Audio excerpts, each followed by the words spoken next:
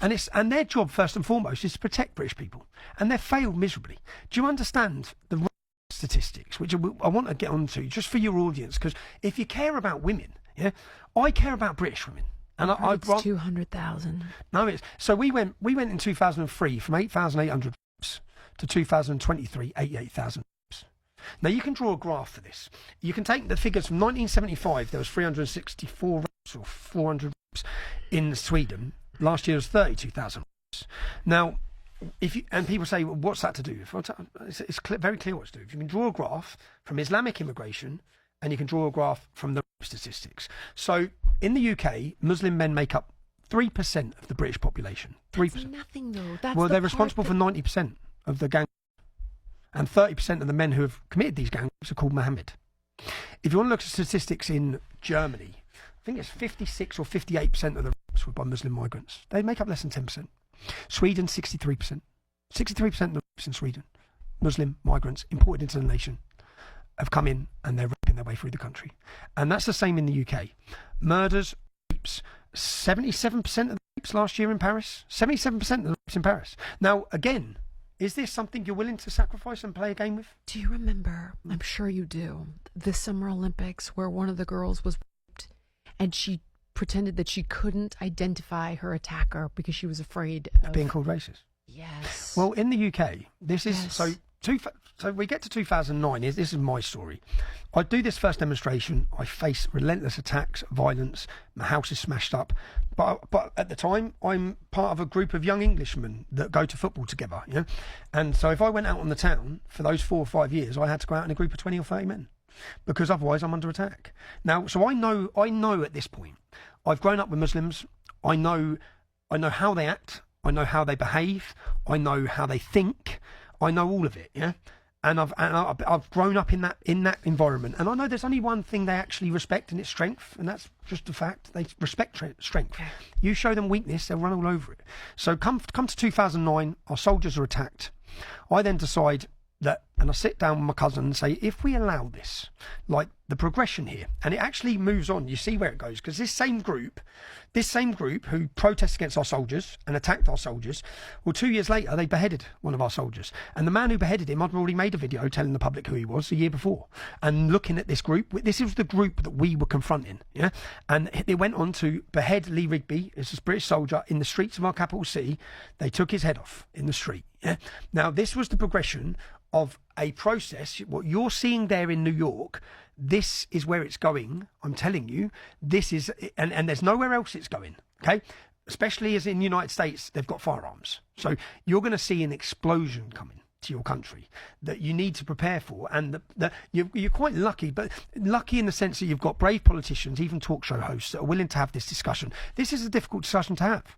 I know, because everyone just calls you Islamophobe and racist and bigot. And that's it. And no one wants to listen to it. But the reality is, we've got to be courageous. You've got to be fearless. Because what's more important? Is it you being labelled a name? Are you worried about being branded a name? Or are you worried about the 26 kids who died in Manchester's arena? Are you worried about the statistics that are now being imported into your country? These are the things you need to be worried about. Now, what's more important, and this is what's happened to the UK, you've paralysed an entire nation of what I'd say were the toughest men on the planet. Britain is known, it's in our DNA to fight, and the whole country sat down and let women be. And the statistics, just so people can understand. 2009 comes, I start an organisation, we call it the English Defence League. It does as it says on the tin. You know, we were there to defend England against, and at this point there's no grooming. Yeah, well, there is grooming. Our daughters are being raped in every town and city, but I take the group from Luton and start hitting other cities. I'm so sorry. Can I ask you one question? Yeah. What's the grooming part? I get the other part, but grooming implies you're training somebody for something. Yeah, what they do. So this is how they operate. Yeah. So to parents, and this should be. So I didn't mean to sidebar you. No, but it's fine. I feel there was a video done in 2007. Coming out of Holland, and they called it Loverboy. It was an educational video to be played to children and parents so they can understand the process. Now in Britain, they wouldn't let the video be played. Okay. Because racist. Yeah. Now it's in Holland, Moroccan men were doing this. In the UK, in India, it's called Love Jihad. Yeah. So it's called Loverboy here, Love Jihad here, grooming in the UK. It's exactly the same process. So what will happen? You'll be at school like we were. A young English girl will become friends with a Pakistani boy or an Afghani boy. They might be 13 or 14. They'll become close friends with them, and then they'll start hanging around with them, and then they'll pass them to their older brother, older cousin, or uncle. So then these young girls think they're hanging out with older men who then start buying them new trainers, giving them cigarettes, giving them alcohol. And the grooming is because it's a process. It's exactly the same MO in every town and city. It's coordinated, it's organised, it's like a mafia business to target England's daughters. And what they'll do is they'll get the girl and they'll slowly, and I'll tell you that, so there's a girl I know, a beautiful girl, she was one of the most beautiful girls there was. Yeah? I know her family, I know all of them. She used to go out with one of my friends when we were kids. She's gone. Okay, she's gone. But what do you mean she's gone? I mean, she's gone. So far, you told me they bought sneakers for the girl. No, like, okay. So they buy sneakers, but this girl, and when I sat down with her friend said, "Have you heard about?" The hell do you mean she's gone? I mean that they take them. What they do is they'll get them in the process where the man will make her fall in love. So you'll have a 22, 23-year-old man drives a nice BMW, and you'll have 12 or 13-year-old girls. Oh God! They pick them up from the school gates. God. But they were literally allowed to across our country come to the school gates. The parents would be making a fuss about it, but the police done nothing. Now I'll get onto the studies and what's actually happened, yeah. But that's what they do. So they treat them well.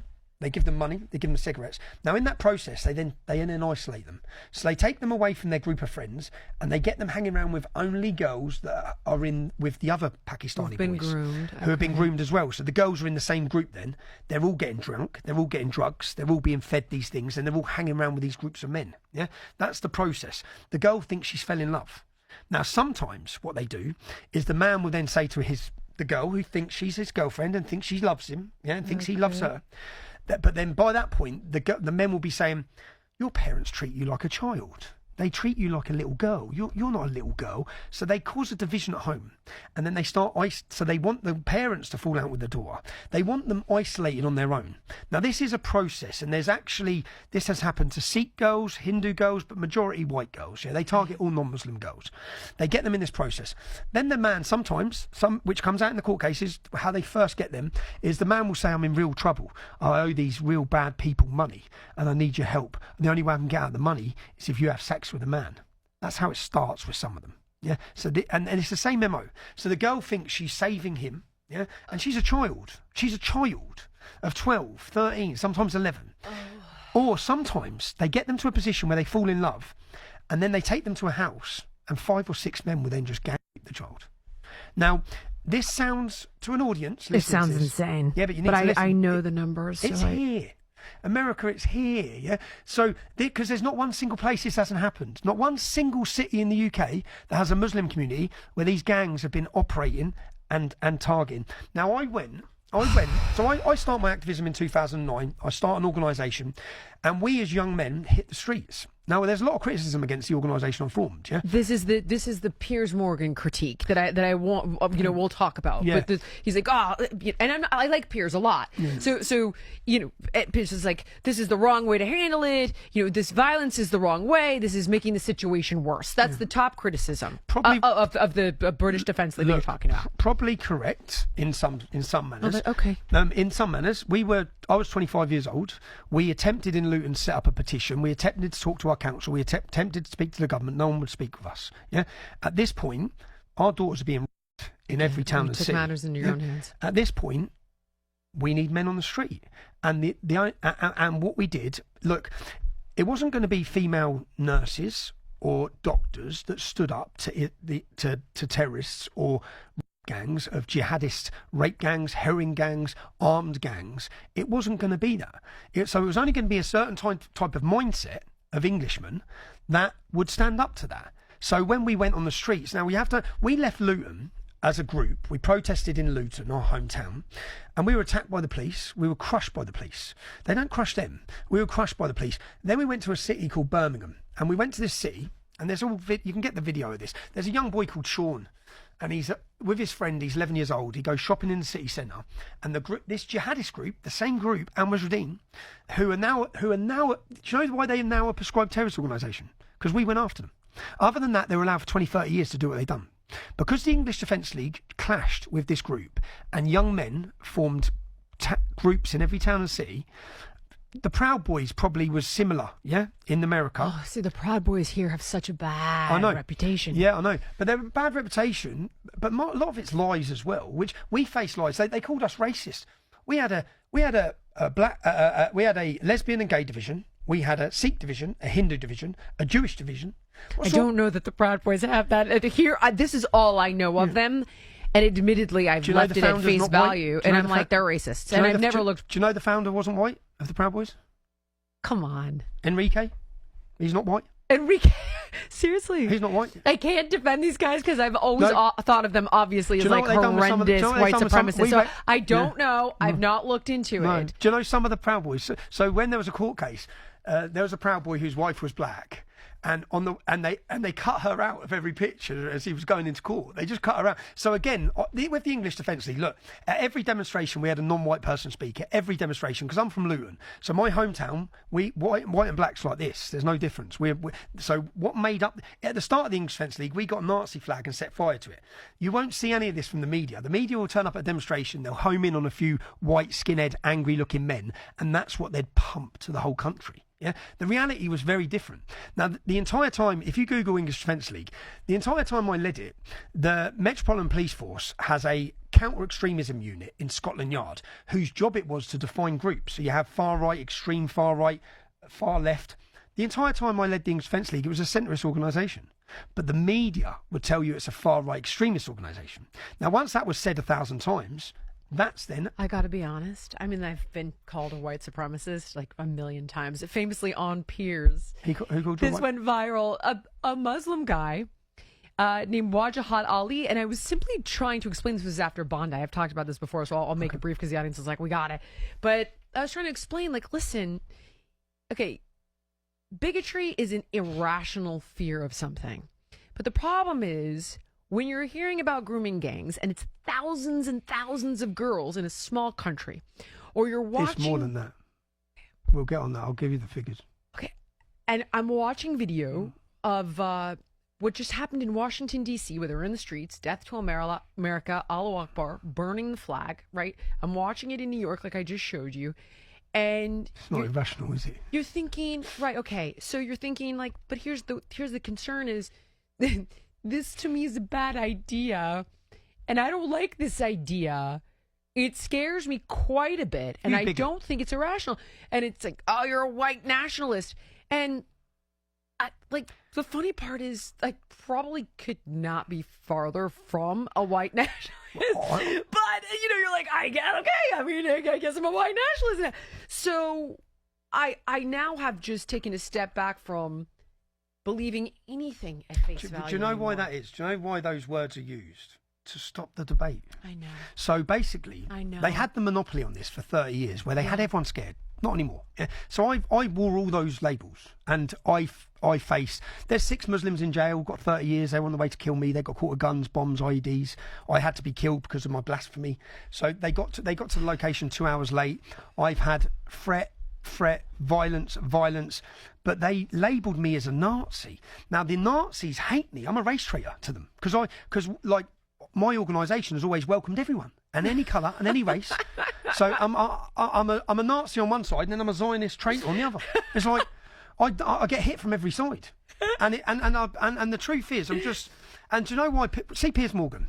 Piers Morgan was in charge of one of the biggest newspapers during the time of the scandal. Yeah, they knew. He knew. They all knew. Every newspaper knew. Now, none of them rose up to talk about it. Do you know how I know they knew? So, the English Defence League forms in 2009. You can draw a graph here, yeah? Now, I remember at the time, we were a pressure movement. That was my job. I led it. I founded it. I led it. It's a difficult job, but no one's listening to us. They're our kids in every town and city, yeah? So we've got to get on the streets. We need to be heard. So I described the English Defence League as a cry for help. Every demo was a cry for help. And what I found very quickly as I travelled the UK, I sat with families. I gave this example the other day. I sat with a father from Blackpool. Now, there was a girl called Charlene Downs in Blackpool. She went missing, 13. She's never been found. They had recordings from the kebab shop of the Muslims saying they put her in the meat grinder of the kebab shop. Oh, God, stop. Do you know when her mum went looking for her? No, come on. Do you know when her mum went looking for her? Google it. Get the story up. Do you know when her mum went looking for her? So she went to the kebab shop. Come on. The mum went to the kebab shop. They give her mum a kebab. Yeah. So, Jill, come on. I feel like we're joking. no. We are fucking joking. Oh, no, you have. Yes, we are. No, you have no idea the scale of this problem. No one does. A lot of skincare looks good on paper, but it doesn't deliver. No one does. So this is the darkest stain in British history ever in our nation. What they've allowed to happen, and the stain, the darkest part of it, is that they all knew. Every one of them knew. So Piers Morgan. You can call us what you want, because Piers Morgan's from a privileged class. In the UK, there's a massive class system where they look down their nose upon us. I didn't go to the right school, so I should sit down and shut up, basically. Yeah? Here's what Piers said. Yeah. And I tend to identify with Piers because I find that he's more of a moderate, more reasonable. I'm not saying in comparison to you. I'm saying in the landscape. And I tend to identify as more of a moderate. And I'll get to my concern about demonizing. And he's not a moderate, he's a coward. We'll get on that. Well, the literally 1.7 billion Muslims that are tremendous people. So then, which again, I'll table that for a moment. But Piers has said he's absolutely right about the gangs. We screwed up this is a big disaster. His argument is twofold. One is, they brought gasoline to a bonfire, basically, right? It's already a heated situation. It's inflamed. There's a way to de-escalate. Now, Dave Rubin in this interview, who I know you know, and have done shows with, is like, well, Piers, what would you do about it? What would you do about it if you were the PM of the UK tomorrow? We know what you've done about it. And he's like, well, not that. And then his other argument is, I guess there was a Syrian boy that you'd made a documentary about who I guess was not. I haven't seen it, so I just watched that clip. A Syrian boy who I guess you made a documentary about that had false accusations of this kid. Oh, and this is the one you went to jail over. I got 18 months for this in prison, and I told it, and everyone knows. Anyone who watched that film knows I told the truth. I was given 18 months, so. That story, I have to be careful what I say here because I go straight back to jail. I understand. I get it. But Piers Morgan, let me tell you. So Piers Morgan, a Syrian child gets a bottle of water poured on his head in a school playground. Yeah. Piers Morgan and other journalists and celebrities, all of them, he used his platform on daytime TV to say, who is this vermin, the English kid? Called him vermin, he's 15 years old. Called him vermin, demanded severe retribution against that child. Now, what I'd done in the water? Pouring a bottle of water. Because we were told that the Syrian boy was waterboarded. Yeah, you see the video. He got a bottle of water poured in his head. Yeah, and he was held down. Now I show in the. You can see the video. It's in the documentary. All right, Jamal, come here. What?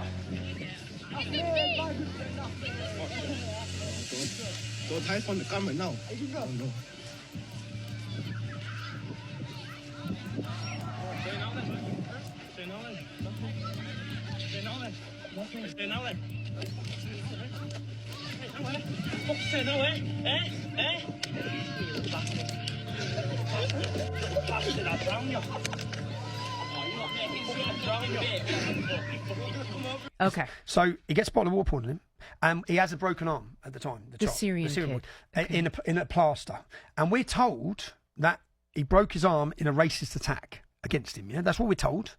So all this story pumped around, and this was a global news story. And in fact, it wasn't a viral video that just happened to go viral. The incident happened 6 weeks before. They planned it. I prove all this in the documentary. Yeah, they used this story to pump a narrative and an agenda, which is continually done. Now, Piers, he talks about my journalism. I check and verify everything I do. Yeah, I'm good at what I do. Piers used a daytime platform to demand severe retribution against a 15-year-old child. Now, that child tried to kill himself. That child lived with me for 4 years. So I went up to cover... The white kid who poured the water bottle. The white kid who pours a bottle of water, 6 weeks later, after it's dealt with at school, just a school playground incident, yeah? The story goes out, and it goes viral everywhere. Muslim gangs turn up at his house. His mum and that have to flee the home, threats to rape the mum, threats to kill the sisters who are 11 years old. I go up to interview him because I'm contacted by parents at the school and children at the school saying that this is not the true story at all. Yeah. This part gets a little confusing, so I wanted to pause during the show and explain what Tommy is talking about. So the incident involving the British boy pouring a bottle of water on the Syrian boy is the one Tommy made a film about. Now, Tommy went to jail because they claimed that he had made false claims about the Syrian child. Tommy claimed that this was not racially motivated at all and that the Syrian child had threatened the other kids at the school. Now, they found in court that this wasn't the case. The Syrian child had an exemplary record at the school. So when Tommy talks about showing up with a hidden camera and catching the teachers on film, he's trying to illustrate the fact that they did, in fact, not tell the truth about what really happened with both of the kids. So I'm contacted. So I make a video because £180,000 have been donated to this child, the Syrian child. Now, I don't blame the child. He's a Syrian child. He's a child. He's come from a war zone. Probably got lots of problems, as have a lot. But he's been put into an English school, and there was lots of allegations. Yeah. So about the behaviour of this child. So I then go and make a video saying, "Stop donating your money. You're being lied to. You're not been given the full story here." Yeah. Piers has demanded severe retribution against the child. Yeah. So when I go up to interview the kid and his family, the mum's crying. She spent all her Christmas money. They're poor. The British family. The British family. Okay. They're hiding. She spent all her money. They're in a hotel. So I said, what are you going to do? And I mean, everyone piled on this story. This was world news. They spoke about it at the United Nations. This is and what I show in the documentary, and I messaged Piers again the other day, what I show in the documentary is how many young English kids are not just have a bottle of water, but they literally get their head jumped all over by migrant children or by Pakistani children, girls that get violently battered. Piers is silent. Every commentator's silent. Yeah. But because it's fashionable and it was, oh, look how much I convert you, I'm against the racist English white bully. Now, the reality is, it had nothing to do with race, proven in the police investigation, so it had nothing to do with the child being Syrian. Was there a racism problem in the school? Well, no, I don't think there was. What about other Syrian refugees? Like, do you think what happened to Jamal in the school was because he was a Syrian refugee? No, not at all. I told you before, that would have happened if the child was white, big, blue, whatever colour. They're all scared. Yeah. There's a lot of careers, aren't there? I work for probation service now. You do now? Yeah. So I don't know where I stand with it. If I go, I could lose my job. I then make the video. They come for me massively. They come to sue me for this, yeah? But I make so they come to sue me, so I wear a hidden camera. And I go up, when they sue me, and I go and knock on the teachers' doors. Because I know the truth of what's happened. I know it. I've already investigated it. But I need to prove it to you, the audience, yeah? Sure. So I wear a hidden camera. I walk up to the school. I walk up to a school teacher. Asian teacher comes out. He says, Tommy, I took the money. So they seem to be pretty keen on these NDAs. Yeah. Who is that? Kirklees Council. But I can't disclose that with you. Like what? Loads. I'm saying I can't disclose it because I signed it. How much money is it? I can't say the figure because if I say the figure, it goes out.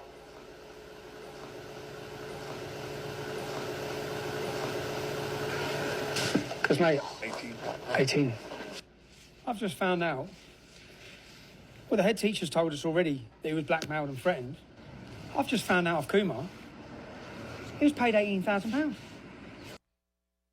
I said, who paid you? And what do you mean? This is on camera? I've got it all on camera. All of it. The documentary had 167 million views. Right? Where the hell I got put in jail for 18 months. Oh my God. For this film. I'm just waking up to this. Now, the film totally shows, you see what you think. You know your courts are bent. Yeah? The judiciary's corrupt, it's weaponised. They used it against Trump. In fact, I'd say this in every interview. Pick any politician who spoke against mass immigration or the European Union, because the European Union is a dictatorship. Yeah, pick any of them. So Geert Wilders, court case after court case after court case. He won the elections, yeah? Now, right? Marine Le Pen, she's being banned from standing, court case after court case.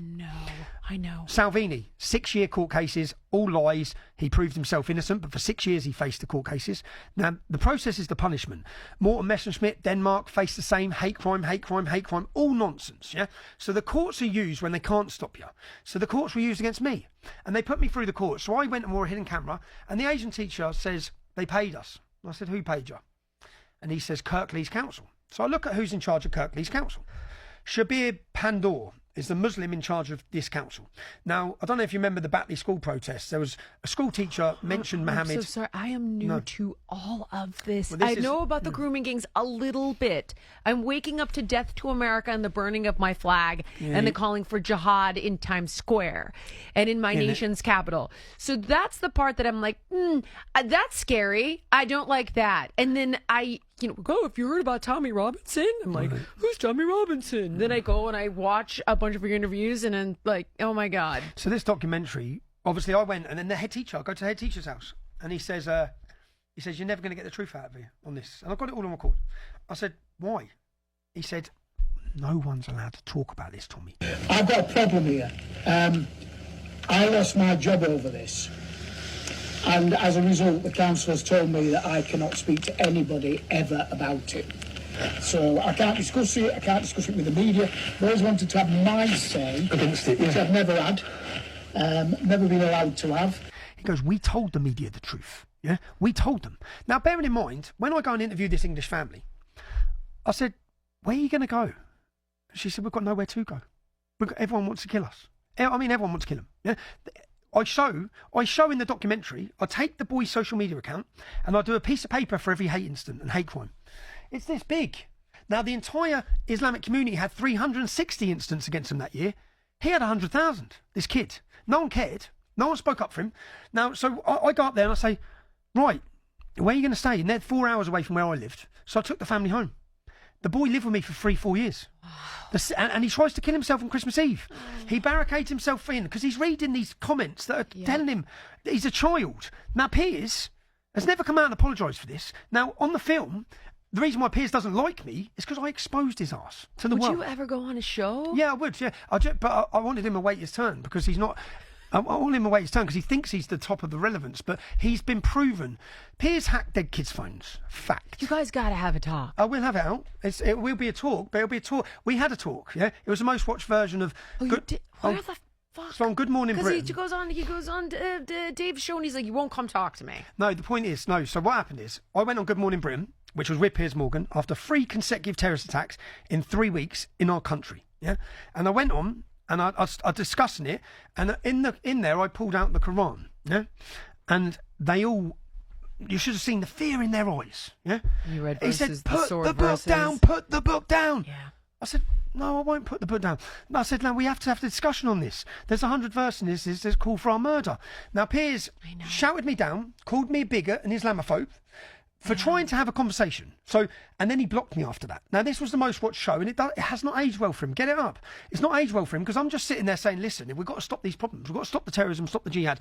It's been proven, everything I've said. You would ban all Muslims? I would temporarily halt Muslim immigration to this country until we get a grip of the problem. I think what you've done over the last 3 weeks, you've repeated what I've said for 10 years, speaking better English. And in 3 years' time, you'll be repeating what I'm saying now, because you're all playing catch-up.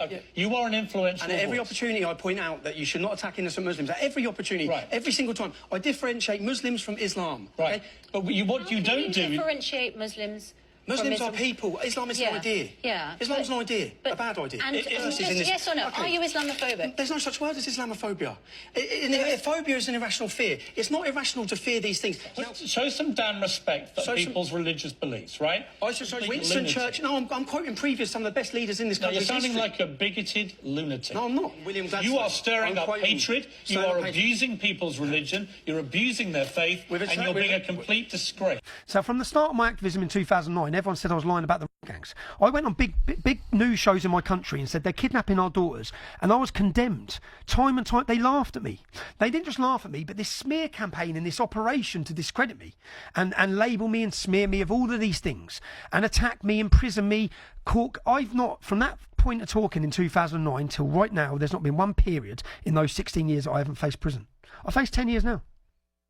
I face 10 years now. For what? I faced 10 years for questioning Daily Mail journalists, for turning the camera around on the mainstream media. So I've never been tried by a jury. So, and this may it's going to sound insane to an audience, but let's get back onto the scandal so you can understand why I faced all of this. 2009, we start an organisation. There's a graph. The arrests for Muslim rapes are along here. 2010, 2011, it literally goes straight up because they could hide it no longer because 10,000 young men are on the street and those 10,000 men aren't backing down. Yeah. And we're walking through singing Muslim paedophiles off our streets. We had placards, our daughters are not halal meat. I'm giving speeches saying they're kidnapping them, they're torturing them, they're raping them, they're prostituting them. They're literally being allowed to take our kids in every town and city. Now, fast forward, 2014, we've gone through years of this relentlessly. Been demonised, been attacked, been battered, been targeted by terrorist groups. Everything's gone on. 2014, a journalist called Andrew Norfolk, who won all these awards for this, yeah? And I prove this because I give a presentation called The Rape of Britain, which is an hour and 20-minute discussion and looking at the crimes of how they committed them, why they committed them, what the demographics are of the of the rapes. But Andrew Norfolk says, his words, This is crazy. he knew it was happening for years, but he was too scared to say anything. This is the top journalist in the UK for the Times newspaper. But then he saw the emergence of the far right, the English Defence League, yeah? And then he knew he had to report it to take it back from the far right. So the far right being English men, fathers, brothers, yeah, relatives of these children, coming together. And then because he didn't want us talking about it, he knew it was time. Like, he takes some moral high ground. The scumbag journalist allowed, because he was too scared, because all of the victims were white and all the perpetrators were Pakistanis. These are his words. I mean, this was reported. He knew eventually. it's happening. You've been so vindicated on this. Turns out that following years of horrifying localized scandals in towns like Rotterdam, Rochdale, and Telford, the UK government finally commissioned an independent review referred to as the 2025 Baroness Casey Report. And it conducted a definitive national audit of group-based child sexual exploitation. And the objective was to uncover the true scale of these crimes across the country and to determine exactly why police, social services, and local councils had repeatedly failed to intervene and protect kids. Here's what it found. The report exposed catastrophic, systemic institutional failures, revealing that authorities routinely dismissed, ignored, or even blamed highly vulnerable children rather than investigating their abusers.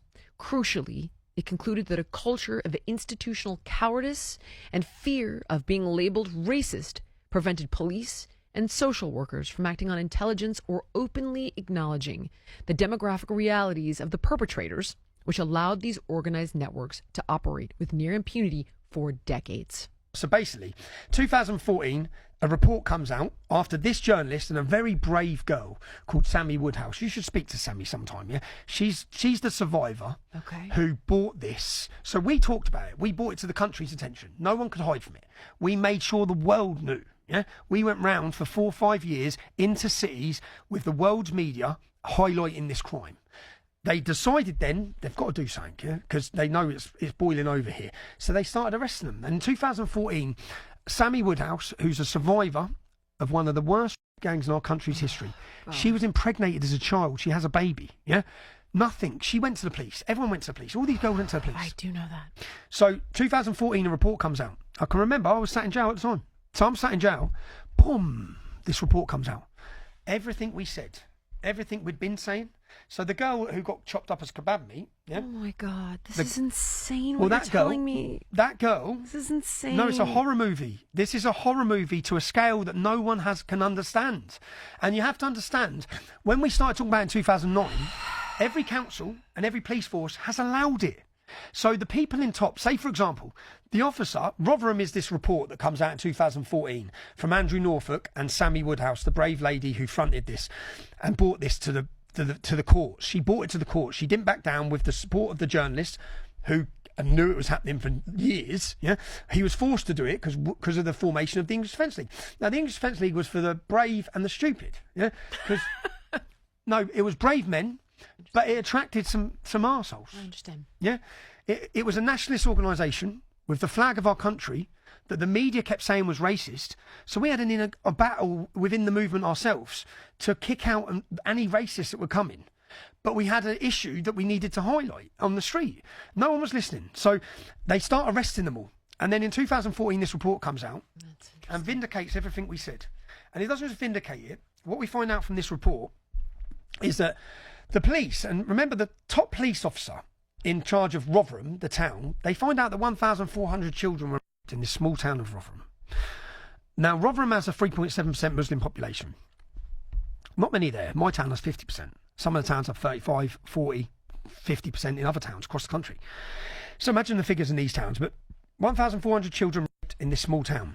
Now, they find out that the police knew it was happening, the council knew it was happening, Labour knew it was happening, politicians knew it was happening, everyone knew it was happening, the social services, all of them knew it was happening, but they were all too scared of talking about it. This is where the level of self-censorship, because you're doing it here in America already. Yeah, you're self-censoring your views because you're worried about being called an Islamophobe and a bigot.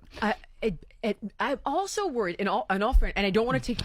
God, I don't want to take you off this train of thought because we're trying to finish this. It's that for sure, but I'm also concerned that like the stuff in the Quran that you're talking about, the sword verses. The latter version of the Prophet Muhammad is terrifying stuff. The problem is you have billions of Muslims that are tremendous people, like the guy in Bondi Beach who almost died taking down those 2 radical Islamist terrorists. So then I'm like, I don't want to be a source of violence or hatred against really good and innocent people. And I have asked every single person that has talked to me about this. And nobody really knows how to, like, what do you do? So I have Muslims, as I said, that I love. But how do you, how do you stop? Well, they're irrelevant. That's a fact of it. They're irrelevant. They're not going to stop them. They're just not going to stop it. So it's 20%, they say. Security services around the world put the figure at 20%. That's 400 million. Now, in the UK, it's upwards of 40% want Sharia law. That's nearly 2 million, probably. 1.6 million Muslims want Sharia law. 42% of French Muslims believe violence is justified in the name of Islam. 35% of British Muslims believe it. 40,000 British Muslims on the terror watch list. 40,000. We've only got 70,000 armed forces. So 3,000 of those to monitor them 24 hours a day, 7 days a week, cost £9 billion a year.